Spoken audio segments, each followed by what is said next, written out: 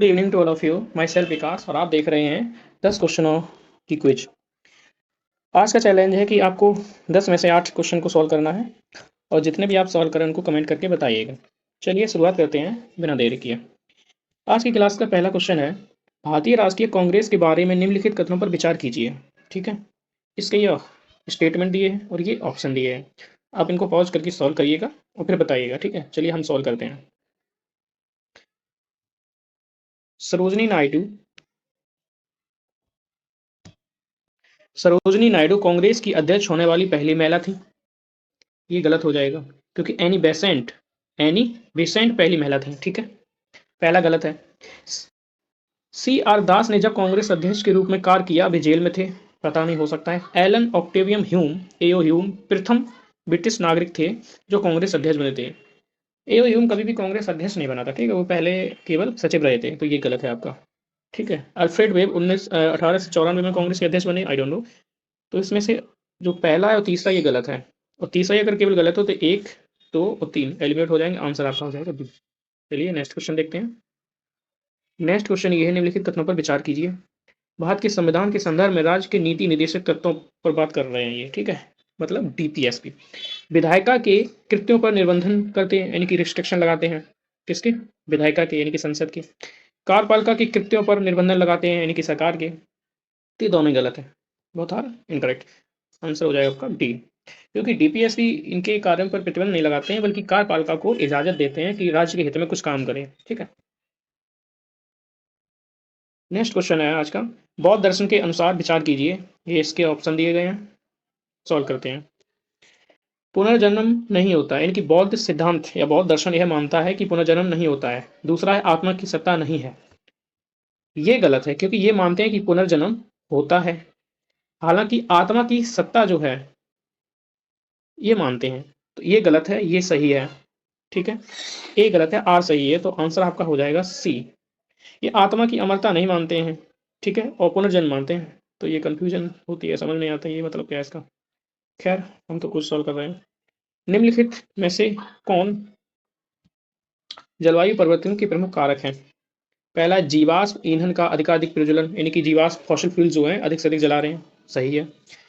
तेल चालित स्वचालित की संख्या में विस्फोटन, यानी कि जो पेट्रोल डीजल से चलने वाली गाड़ियां हैं ट्रांसपोर्ट, उनमें विस्फोट हुआ, ये भी सही है। सौर धधक पता नहीं है।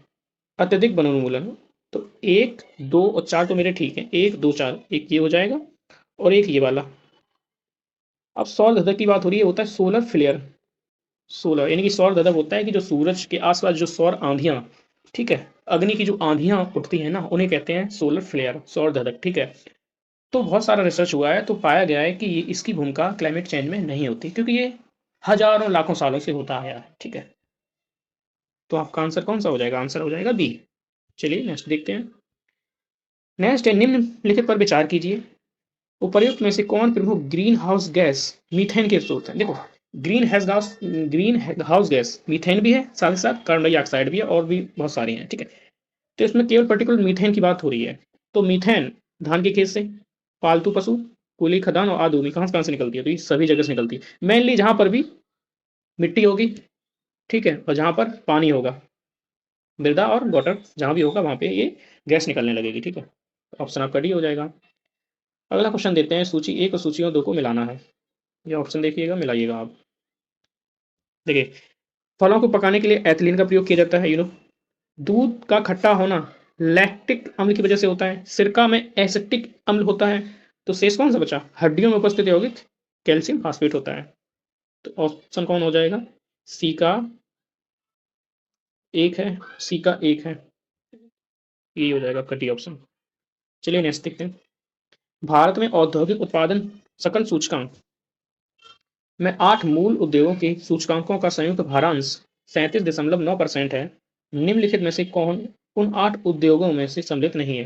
यानी कि हमारी कोर इंडस्ट्री होती है, कोर इंडस्ट्री में 8 इंडस्ट्री होती हैं, उनकी बात हो रहा है। कौन कौन है इसमें? ये दिए गए हैं आपके स्टेटमेंट, सीमेंट, उर्वरक, रिफाइनरी उत्पाद, प्राकृतिक गैस और वस्त्र उद्योग। ये नहीं है, ठीक है, 5 नहीं है, तो आपका कौन है? ये खत्म हो जाएगा, ये खत्म हो जाएगा। 2, 3, 4 और एक भी है, ये हो जाएगा आपका। मेनली जो कोर इंडस्ट्री होती है, कोर इंडस्ट्री में 8 उद्योग होते हैं। ठीक है, कौन कौन होते हैं? तो इसमें आपके होते हैं, पहला है कच्चा तेल, क्रूड ऑयल कच्चा तेल। दूसरा है पेट्रोलियम रिफाइनरी के प्रोडक्ट जो होते हैं, पेट्रोलियम रिफाइनरी के जो प्रोडक्ट होते हैं। तीसरा है आपका नेचुरल गैस, ठीक है, नेचुरल गैस आ जाएगी।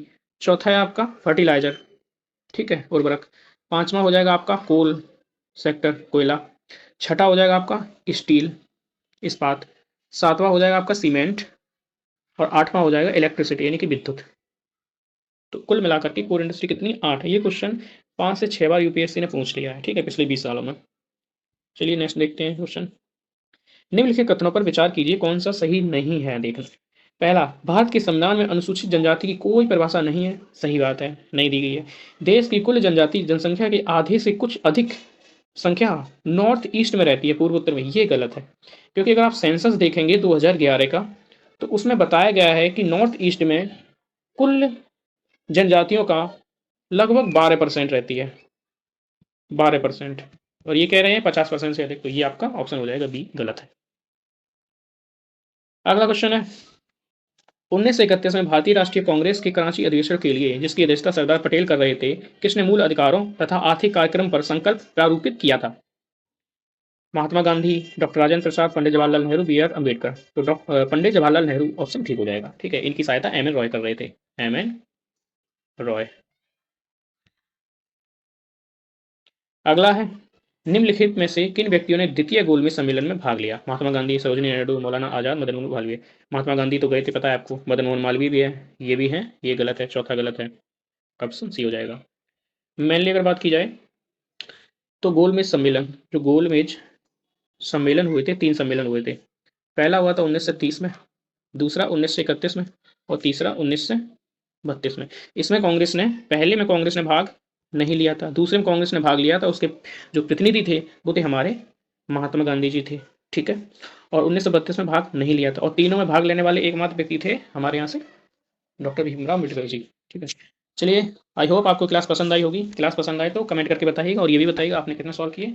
और पसंद आए तो लाइक करें, सब्सक्राइब करें, शेयर करें। Thank you, all the best.